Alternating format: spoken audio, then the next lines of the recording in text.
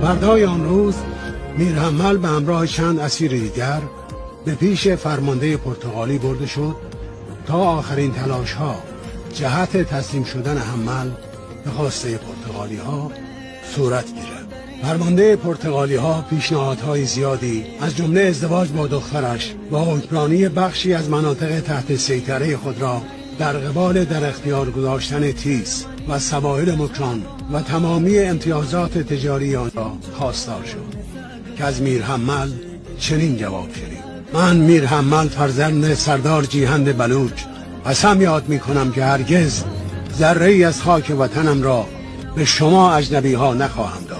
چگونه فکر می کنید که با این گونه پیشنهادها من به عزت و محبت مردمم و خاک و سرزمینم خیانت کنم؟ هرگز چنین نخواهم کرد. شما این آرزو را با خود به گور خواهید برد.